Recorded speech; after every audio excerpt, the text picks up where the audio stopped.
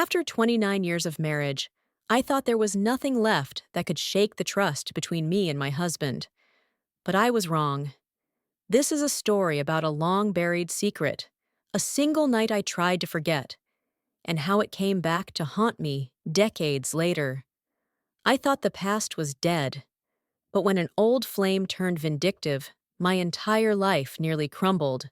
Stay with me, because the way this ends, you won't see coming. I've been married for 29 years. We have 2 grown children, a quiet house, matching toothbrushes, and a rhythm that only comes from decades of knowing each other's sighs, moods, and silences. I love my husband, still do, which is why what I'm about to tell you is so hard to admit, even now. This story starts when I was just 24, newly married, bright-eyed, hopeful. Back then, my husband and I worked in the same office complex, not together, but in different departments. I was still learning how to be someone's wife, still believing that the world was mostly kind. There was a man, I'll call him Mikhail, a colleague of my husband's.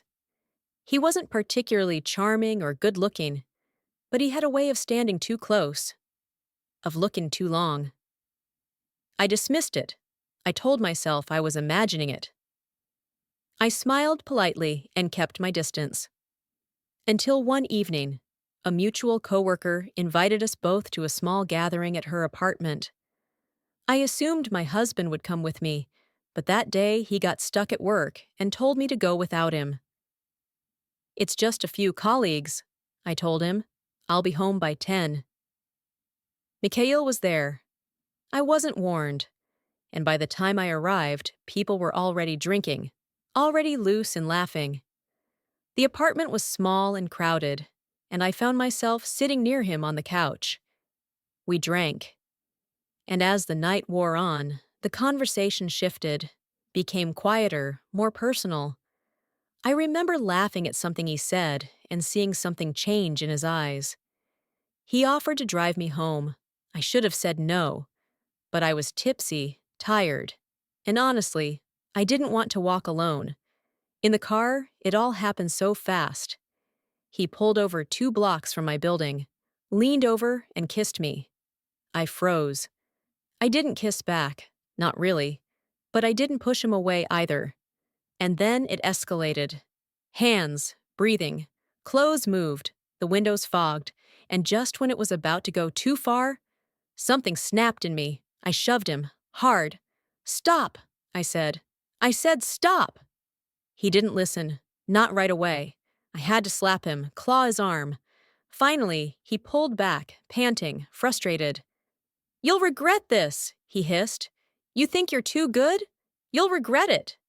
I opened the door and ran, half-dressed, my coat dragging. I put my clothes back on while walking through the cold. I was shaking, from fear, from shame, from everything I couldn't yet process. I stopped at a 24-hour shop, bought a bottle of vodka, and drank some of it in the stairwell of our apartment building before dragging myself home. My husband was already asleep. I stood in the dark hallway for what felt like an hour. I didn't tell him. I couldn't. The next day, I took sick leave. I avoided the office. 2 weeks later, as if by some miracle, my husband was offered a job in another region. I begged him to take it, and just like that, we were gone. We built a life somewhere new, a family, a future. I never saw Mikhail again. Until 2 years ago. We moved back to our original city, retirement plans, closeness to family, nostalgia. And then, one ordinary Tuesday, my husband bumped into Mikhail at a supermarket. He came home pale, quiet. He sat me down and said, "Tell me the truth." My heart dropped. "About what?" He told me everything. That Mikhail had said I had cheated on him, that we had an affair back in the day, that I wanted it and then lied. I couldn't breathe. I denied it. Of course I did. I told him I pushed Mikhail away, that I never slept with him, that he tried, and I stopped it. And I could see the war in my husband's eyes, the need to believe me, fighting the poison of someone else's version of the truth. He said he believed me, but then he asked for DNA tests. Our son, our daughter. He said he just needed peace of mind. They were his, of course. That was never in question. But something in our marriage shifted. And what hurt most was knowing that even after 29 years, one man's bitterness could plant doubt in the person who knew me best. And here's the worst part. A month ago, I saw Mikhail again. He was standing outside the post office, older now, slower. But when he saw me, he smiled. Not kindly. He leaned in and said, "I told you I'd make you regret it." I didn't respond, just walked away, trembling. But it made me realize something horrifying. He hadn't told my husband because he wanted the truth out. He told him because he couldn't stand that I walked away, that I escaped him and lived well without him. He wanted to leave a crack in my life. And he did. Even now, my husband says he believes me. But there's a distance in his voice sometimes, a look in his eyes that wasn't there before. So what do I do? Start over again at 60? Run again? Or do I stay and fight for the truth, even if doubt lingers? Sometimes the past doesn't knock. It kicks the door down. In this story, I'll share how one careless moment I tried to forget came back to haunt me after 20 years of marriage. It was just one kiss. One night. But when the man I thought was out of my life returned, he didn't come back alone. He came back with a plan to tear apart everything I'd built. What he said to my husband, and what I did next, changed everything. I've been married for 22 years. We're the kind of couple people look at and say, "You two still laugh together. That's rare." And it's true. We do. Or we did. Until recently. The story I'm about to tell happened before we had kids. I was 26. My husband and I had been married for 2 years. Life was exciting, chaotic, filled with late nights and empty savings accounts. And then came Marco. He was an old friend from college, someone I'd once kissed at a party long before I met my husband. Back then, it was nothing. But when he got hired at the same office where I worked, something stirred. We had coffee a few times, group lunches. It was harmless. At least that's what I told myself. But then came the night of the holiday party. My husband was sick and told me to go have fun. So I went. There was music, wine, and too many glances across the room from Marco.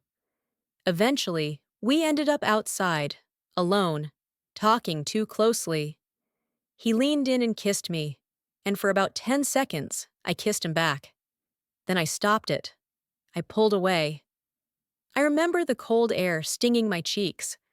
I told him, "This can't happen. I'm married." He nodded and said, "Doesn't mean I'll stop wanting you." I went home, sick with guilt. I didn't tell my husband. I convinced myself it was just a kiss. Nothing happened. Why hurt him over nothing? I never saw Marco again. He quit a few months later, moved to another city. I buried that memory and moved on, became a mom, built a life. But buried things have a way of coming back. 20 years later, we were at a wedding. My husband bumped into a man near the bar. I heard him say, "Marco?" I froze. He looked exactly the same, older, but with that same quiet arrogance. He smiled at me like he was still holding something I'd dropped. They talked for a bit. I kept my distance. When we got home, my husband was silent. Then he said, "Why did Marco tell me you two had a fling?" My stomach turned. I said, "He's lying." He stared at me. "Was there anything?" he asked. I paused. And that pause. It was too long. I saw the crack form in his trust. I told him the truth, or some of it, that there was a kiss, that I stopped it, that I didn't tell him because I didn't want to ruin what we had. He didn't speak to me for 3 days. When he finally did, he said, "I believe you, but I don't trust you." And that's what hurt most. Not the confrontation, not even Marco's spite, but realizing that one moment I thought was gone could echo into the present with so much force. Now, we're in therapy, we're trying, but something between us is different now. Not broken, but shifted. And sometimes, when my husband thinks I'm not looking, I see it in his eyes. That quiet question, "What else haven't you told me?" And I don't blame him, because sometimes one kiss is enough to change everything. I buried a secret for 18 years, thought it would stay quiet forever, but the man I once trusted with that secret didn't forget. And when he came back into my life, he brought it all to the surface and nearly blew my marriage apart. This isn't just a story about the past. It's about shame, choices, and what it means to finally face yourself. We've been married for 18 years, 2 kids, 1 mortgage, and a dog we never meant to adopt. My husband is my best friend, my safe place, my constant, and I nearly lost it all because of a mistake I made when I was 29. It was right after our first year of marriage. We were struggling back then, financially, emotionally, sexually. He was working night shifts. I barely saw him. When we did talk, it was mostly about bills and broken appliances. That's when I reconnected with Daniel. He wasn't a stranger. He was a friend from university. We'd never been romantically involved, but there had always been energy. When I saw him on Facebook, I sent a casual, "Hi." That was the beginning of the end. We started chatting, harmless stuff, catching up. But you know how that goes. Soon it turned into late-night messages, flirting, jokes that carried a current under the surface. He was single, I wasn't. But I didn't tell him that right away. And when I finally did, he didn't care. One evening, he passed through our city on a business trip. We met for coffee. I told myself it was innocent. It wasn't. We ended up in his hotel room. Yes, I cheated. It lasted less than an hour, and when it was over, I felt sick. He asked if I wanted to see him again. I said no. I blocked him, went home, buried it. And I told myself the truth. It was a mistake. It meant nothing. It'll stay in the past. And it did. For 18 years, until last month. My husband and I were at a school fundraiser. I was pouring wine at the bar, and suddenly I heard a voice behind me. Daniel. Older now, married apparently, with a stepdaughter in the same school as ours. I smiled, froze, and prayed he wouldn't say anything. He didn't, not that night. But 2 days later, my husband came home from work, pale and shaking. He held up his phone and said, "Why did I get this message?" Daniel had messaged him directly. Said we'd had a thing, that I had lied to him and to everyone else. He'd included a photo from that night, just of me in his hotel mirror, half-dressed, blurry, but unmistakably me. My husband couldn't even speak. He just handed me the phone and walked out. I sat on the floor for hours, trying to figure out how to breathe. When he finally came back, I told him everything. No lies, no excuses, just the truth. I told him it was one night, that I regretted it before it even happened, that I'd spent every day since loving him, being loyal, trying to be a good wife and mother. He listened. Then he asked, "Why didn't you tell me then?" And I didn't have an answer, because the truth was simple. I was a coward, and I thought burying the past would protect us. But lies don't die. They wait. Now, we're still living together. He hasn't left, but I can feel the distance. He's quieter, doesn't reach for my hand like he used to, and when I touch him, he flinches like I've become a stranger. I cry a lot in the shower now, because I know I hurt the one man who never deserved it, and because I don't know if love is enough to erase betrayal, even if it was buried in the past. How much damage can one secret do? In today's story, I'll tell you how a single reckless moment I tried to forget came crashing back into my life 25 years later, brought by the man who should have stayed in the past. What he told my husband, and what happened after, nearly ended everything I spent my life building. This story is about guilt, silence, and a truth I wish I'd never buried. We were celebrating our 25th wedding anniversary when the message came. It was supposed to be a perfect day. Just us, our grown kids, champagne, old friends, and toasts that made us laugh and tear up. But that night, while my husband was asleep next to me, my phone buzzed. Unknown number. Hello, Vera. Long time. Tell me, does your husband know about what happened in 2002? My blood went cold, because I knew exactly who it was. Alex.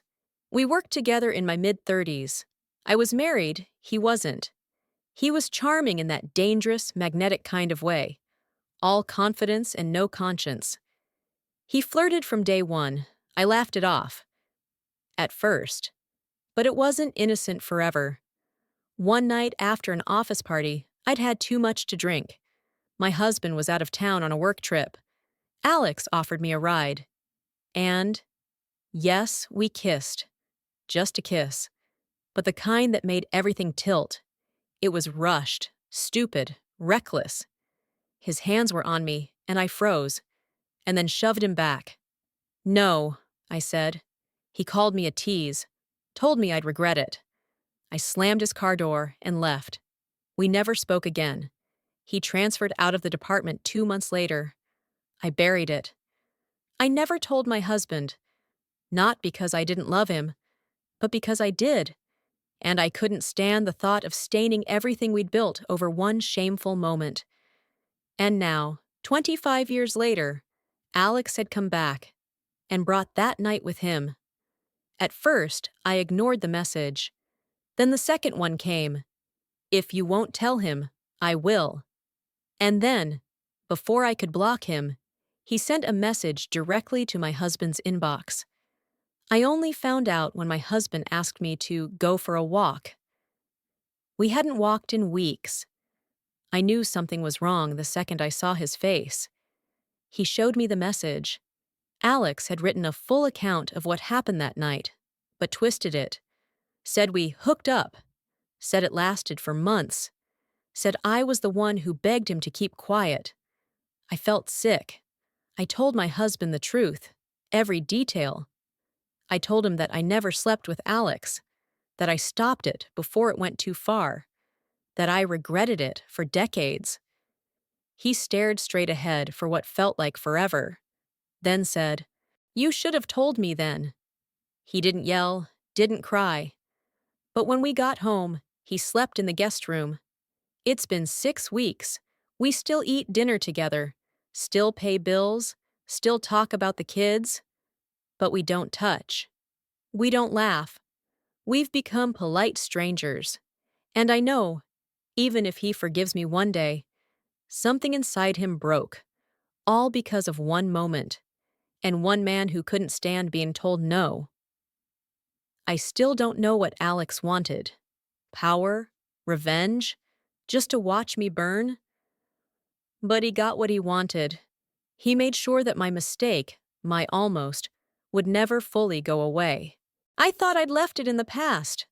One night, one mistake, hidden deep for 20 years. But when he came back, he didn't just bring the memory, he brought proof. And my husband saw everything. This is the story of how I nearly lost my marriage because of something I never thought would see the light of day. We were planning our 20th wedding anniversary trip. Italy, just the two of us. The kids were grown, the money was finally there, and we were excited. My husband and I had been through a lot. Job losses, raising twins, his cancer scare. But we'd made it. We were stronger than ever. Or so I thought. The message came 3 weeks before we were supposed to fly out. It was from a name I hadn't seen in 20 years, Igor M. And the moment I saw it, my heart fell through the floor. I almost didn't open it, but curiosity, or fear, won. You probably thought I deleted it. I didn't. Attached was a video file. I stared at it for minutes before daring to press play. It was grainy, old, but clear enough. There I was, in a hotel room, laughing, tipsy, sitting too close to Igor on the bed. It wasn't full-blown sex, but it was too much. Way too much. That night had haunted me for years. It was at a corporate retreat when I was 31. My husband had stayed home with the kids. Igor was a client, flirtatious, loud, and persistent. He kept saying I looked wasted in that marriage.